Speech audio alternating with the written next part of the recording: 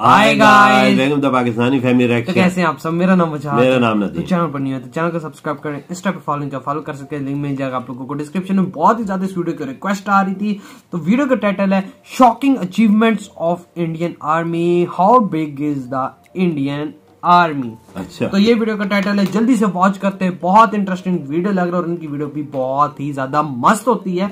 तो इनका वीडियो का लिंक आप लोगों को मिल जाएगा डिस्क्रिप्शन में। लाजमी इनके चैनल को करना है आप लोगों ने सब्सक्राइब। तो काउंट करते हैं 3, 2, 1 एंड स्टार्ट। क्या भारत की आर्मी सच में एक सुपर पावर है या सिर्फ एक दिखावे की सेना? कुछ ही दिनों पहले मैंने अल जजीरा का ये रिपोर्ट पढ़ा and I was shocked. Paper tiger एक चाइनीज टर्म है जिसका मतलब ये है कि ऐसा इंसान जो क्लेम्स तो बड़े बड़े करता है लेकिन उन्हें बैक करने के लिए उसके पास कुछ भी नहीं। बचपन से ही हम सब किससे सुनते हैं, क्या वो सब झूठ है, सिर्फ पेपर पर है, या फिर इंटरनेशनल मीडिया को रियलिटी की खबर ही नहीं? आज 15 जनवरी इंडियन आर्मी डे है, तो चलिए भारत के आर्मी के कुछ ऐसे फैक्ट्स, कुछ ऐसे अचीवमेंट्स जानते हैं जिससे हमें आइडिया आ जाएगा कि इंडियन आर्मी का लेवल क्या है। अगर आपको इस वीडियो से कुछ नया सीखने मिलता है तो उसे अपने दोस्तों के साथ शेयर कीजिए। हो सकता है उन्हें इस इन्फॉर्मेशन से सच्चाई जानने में हेल्प हो। भारत के लिए इंपॉर्टेंट टॉपिक्स को एक आसान भाषा में आपके सामने लाना हमारा मिशन है। हमें सपोर्ट करने के लिए हमारे YouTube चैनल को सब्सक्राइब कीजिए और इस बेल आइकन को प्रेस कीजिए। भारत दुनिया की 7th लार्जेस्ट कंट्री और 2nd हाईएस्ट पॉपुलेशन वाला देश, दुनिया की 4थी बिगेस्ट आर्मी मेंटेन करता है। But how big is the Indian army? चलिए नंबर्स देखते हैं। इंडियन आर्म फोर्सेस में आर्मी, नेवी, एयर फोर्स शामिल है। उन्हें central arm police force, Assam rifles, Indian coast guards और स्पेशल फ्रंटियर फोर्स जैसे फोर्सेस सपोर्ट करते हैं। So when we say Indian army, arm forces in total 14 lakh active personnel और 10 lakh reserve numbers के हिसाब से भारत दुनिया की 2nd लार्जेस्ट आर्मी है। दुनिया में सिर्फ 4 ऐसे देश हैं जो एंटी सैटेलाइट वेपन्स की कैपेबिलिटी रखते हैं। 2019 में भारत ने रशिया, यूएसए और चाइना को टक्कर देते हुए खुद की एंटी सैटेलाइट कैपेबिलिटीज को प्रूव किया। कोई दूसरा देश अगर सैटेलाइट को बीट कर सकते हैं, इंडिया इंफॉर्मेशन चुरा कर किसी दूसरे देश को पहुंचा रहा है तो भारत यहीं से उसको डिस्ट्रॉय कर सकता है।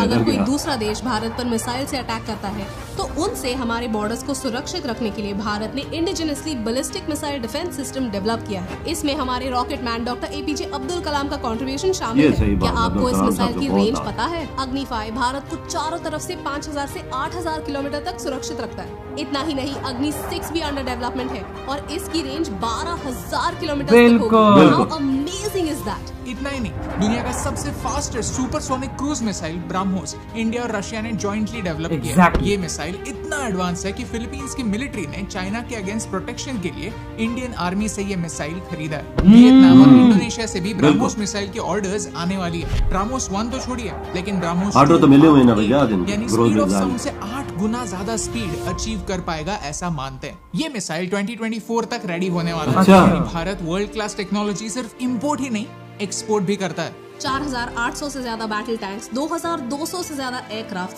300 से ज्यादा शिप्स, 20 सबमरीन्स और 2 एयरक्राफ्ट कैरियर्स। इतने बड़े डिफेंस को बिल्ड करने के लिए हमें एज टैक्स पेयर्स काफी बड़ी प्राइस चुकानी पड़ती है। How much? Well 4 lakh crore rupees every single year. That's our defence. भाई तभी तो आर्मी की स्ट्रांग भी है यार। ऑलमोस्ट 14% है। हमारे बॉर्डर्स को सुरक्षित रखने के लिए इतना पैसा खर्च होता है जो हर साल 9% से बढ़ता ही चला जा रहा है। As per our last budget, we spent 24% on defense pensions, 44% on salaries to armed forces and only 28% इसका मतलब ये कि नई टेक्नोलॉजी एक्वायर करने में हमारे टोटल बजट का सिर्फ 28% ही जा रहा है। यानी इतना सारा खर्चा करने के बावजूद मिलिट्री एडवांसमेंट में हम पीछे। वैसे तो हमारा बजट वर्ल्ड का 3rd लार्जेस्ट बजट है, लेकिन अगर इनमें से सैलरीज को निकाल दिया जाए तो दुनिया में 9th रैंक पर आता है। ये सब पता चलने के बाद कुछ लोग पूछने वाले हैं कि इतना सारा पैसा जाता कहाँ है?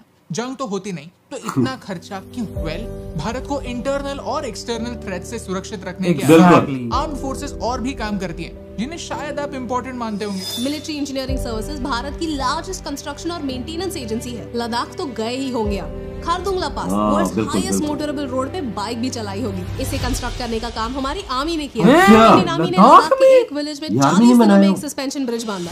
रिमोट एरियाज में कनेक्टिविटी बढ़ाने का काम इंडियन आर्मी करती है। बॉर्डर रोड्स ऑर्गेनाइजेशन और bro comes under Indian army और उनकी रिस्पांसिबिलिटी है बॉर्डर एरियाज में इंफ्रास्ट्रक्चर डेवलप करना।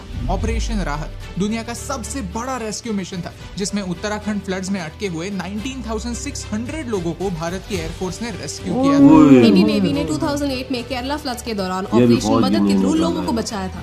कश्मीर में भी फ्लड्स के दौरान हमारे आर्मी ने लोगों को बचाया था, उनका फर्ज निभाया था। सियाचिन 6000 मीटर की ऊंचाई पर दुनिया का हाईएस्ट बैटल ग्राउंड माना जाता है। वर्स्ट कंडीशंस में यहाँ टेम्परेचर -60 डिग्री तक गिरता है। यहाँ बुलेट से ज्यादा ठंड से लोग मरते हैं। 1984 से लेकर आज तक हर दिन भारत ने इस ग्लेशियर पर अपना कंट्रोल बनाए रखा। सिर्फ भारत के अंदर नहीं, पूरे वर्ल्ड में पीस बनाए रखने के लिए यूएन के पीस कीपिंग फोर्स में सबसे बड़ा कंट्रीब्यूशन इंडियन आर्मी का ही रहा है, चाइना और यूएस से भी ज्यादा।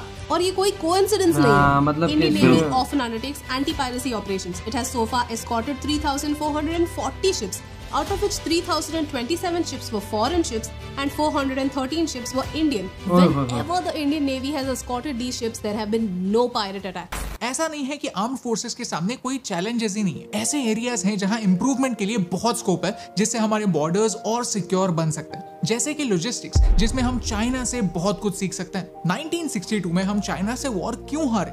क्योंकि हम प्रिपेयर्ड नहीं। जब चाइना ने अटैक किया तब आर्मी तक प्रोविजंस, एम्युनिशंस पहुंचाने से पहले ही हम वॉर हार चुके। Wars are won with logistics. Ladakh के उस पार चाइना अपने ट्रूप्स को सपोर्ट करने के लिए हीटेड टेंट से लेकर रेलवे तक इंफ्रास्ट्रक्चर डेवलप कर रहा है, जबकि भारत में हमने बॉर्डर एरियाज में रोड्स बनाना हाल ही में शुरू किया था ना। We have to upgrade our technologies. के पापा पीछे सारे रोड मोड़ भी थे ना, वेपन आसानी से पहुंच रहे थे। क्योंकि हम एक ऐसे सैंडविच में रहते हैं जहाँ जियोपॉलिटिकल कंसर्न्स कभी भी फ्लेयर अप हो सकते हैं। 1962 में हम अनप्रिपेयर्ड थे, और हम अनप्रिपेयर्ड थे ये एक्सक्यूज आगे नहीं चल सकता। And the thing is, our armed forces have the numbers, they have the experience, they have the might, even after all the challenges that they face. हो सकता है कि हम परफेक्ट ना हो, लेकिन हम एक पेपर टाइगर तो बिल्कुल। ये सब जानने के बाद, if you want to be proud, then be proud of the fact कि इतनी बड़ी होने के बावजूद भारत की आर्मी ने आज तक कभी भी फर्स्ट अटैक नहीं किया और किसी और देश के टेरिटरी को बाय फोर्स छीनने की कोशिश। ये बात बिल्कुल ये बात सच है। अच्छा लगा तो उसे शेयर कीजिए, हमारे आर्म्ड फोर्सेस की जानकारी और लोगों तक पहुंचाने में हमारी हेल्प कीजिए। बुरा इस बात का लगता है कि सिर्फ इंटरनेशनल मीडिया ही नहीं, हम खुद इंडियंस कोरा जैसी वेबसाइट पर इंडियन आर्मी को डिसरिस्पेक्ट करते हुए दिखते हैं। सीना तान कर कहते हैं कि इंडियन आर्मी को रिस्पेक्ट करने की कोई जरूरत नहीं है। आफ्टर ऑल वो भी तो एक सैलरीड गवर्नमेंट एम्प्लॉय है जो पैसों के लिए अपनी जान को खतरे में डालते हैं। ऐसे जवाब पढ़ने के बाद समझता नहीं कि हंसे या रोएं, क्योंकि हम लोगों के इग्नोरेंस पर हंसकर उसे अनदेखा जरूर कर सकते हैं, लेकिन हमारी आर्म्ड फोर्सेस का तेज चाहकर भी छुपा नहीं सकते। बचपन में जब बॉर्डर फिल्म टीवी पर आती थी और संदेश से आते हैं गाना चलता था, तब एक छोटे अभी की आंखों में भी आंसू आते थे। बचपन में ये समझना पॉसिबल नहीं था कि सियाचिन में कितनी ठंड होती है या नॉर्थ ईस्ट में कितनी बारिश।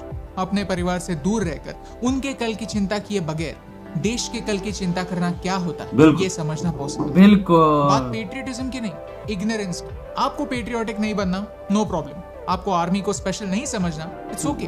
लेकिन उन्हें डिसरिस्पेक्ट करने की जरूरत, ये उनकी महानता कम नहीं करता, आपकी मूर्खता को प्रूव जरूर करता है। और यही सिंपल सी बात आप तक पहुंचाने से मुझे फर्क पड़ता है। ये वीडियो खत्म। और जो लोग आर्मी को डिसरिस्पेक्ट करते हैं ना, वो उनका मैं क्या बोलूं, वो एक वेबसाइट है, उधर बोलते अक्सर बोलते रहते कि मतलब ये तनख्वाह लेते हैं तो तब करते हैं। यार चले आप तनख्वाह ले लो, आप करो ये। हाँ सही बात है। आओ बॉर्डर पे खड़े हो, अपने परिवार से दूर हो, खानदान से दूर हो, पता लगेगा तो ये कैसी ड्यूटी करते थे। ये वतन की हिफाजत, देश की हिफाजत करना खाला जी का घर नहीं। उधर बॉर्डर पार से एक गोली चलेगी या बंदे आपको अपने घर की चरपाई के नीचे मिलेंगे। बिल्कुल ये ऐसे लोग हैं। और ये कहते हैं ना कि मतलब तनख्वाह पे ये लोग करते हैं। तनख्वाह कितनी होगी यार? 25,000 30,000 आर्मी 40,000 होगी, 50,000 होगी। चले वो तो ऑफिसर्स की आती है, इतनी नीचे तो सफाई की नहीं, जो बॉर्डर पे खड़े हुए होते हैं। वजह जो वतन के लिए खड़ा होता है, सरहदों पे खड़ा होता है, अपनी जान दे गोलियों के आगे उसने लगाई होती है, सब कुछ हिफाजत के लिए। वो कोई आसान काम है? आसान काम बिल्कुल। उसके खून में वतन की मोहब्बत शामिल होती है, वो इंडिया की मोहब्बत शामिल होती है, तभी वो लगा होता है। और हर देश का सिपाही ऐसी होता है। ऐसी चीज नहीं बोलनी चाहिए। बिल्कुल रेस्पेक्ट इनकी करनी चाहिए, इज्जत करनी चाहिए, दिल से रिस्पेक्ट करनी चाहिए। आपके वतन की इज्जत कर रहे हैं, अपनी हिफाजत कर रहे हैं, और इनका ये काम सही का बिल्कुल। और यार जिस तरह से इन्होंने बताया कि बाहर का मीडिया कहता है, तो बाहर का मीडिया आगे जरा बाहर के क्या आर्मी तो जरा आगे इंडिया से पंगा ले ले। जिन देशों के मीडिया कहते हैं ना बिल्कुल कि इंडिया की आर्मी ये नहीं है वो नहीं है, मैं कहता हूँ कि उस देश को बोलो पूरी आर्मी लगा के इंडिया पे अटैक तो एक बार करे समझ में आ जाएगी। इंडिया समझो आती है तो वो चूंटियां यूरोप। मैंने 14 लाख एक्टिव फौज है। मैंने एक्टिव आपके रिजर्व और एक्टिव पहले दोनों समझ रहे थे? नहीं मैं कोई 10-12 लाख सारी समझ रहा था ना, सारी 14 लाख है मतलब सारी नहीं है। अच्छा। ये सिर्फ एक्टिव जो मतलब हर वक्त तैयार रहती है जंग के लिए तैयार। और उसके बाद आई थिंक 8 से 10 लाख रिजर्व पे। बहुत बढ़िया फौज है भाई इंडिया की। वही ना, तो आप मैं जब आप पहले सारी समझे, सारी नहीं है भाई। ये तो 25-30 लाख बनती है। हाँ तो करीबन 20 से 24 लाख। बहुत चीज है यार, ये तो किस मुल्क पे अल्लाह बोलते हैं। बहुत बढ़िया। तो हिंद बचा के मैं वही तो दुनिया की सबसे 2nd नंबर पे लार्जेस्ट आर्मी है इनकी, तो बहुत बड़ी चीज है। और भाई जिस तरह इंडियन आर्मी ने लद्दाख में क्या है कि रोड बनाए, ब्रिजेस बनाए, ये आम लोगों के और आम इंजीनियरिंग के काम नहीं है यार। ये आर्मी काम करती है। वे पहाड़ों को खोद के इतने बड़े रोड खुले बनाए, और कितने उधर सैलाब आए और तो कितनी इंसानी जानों को उन्होंने बचाया। कश्मीर वाली साइड भी लोग सैलाब में बचाया। ये आर्मी का काम है यार।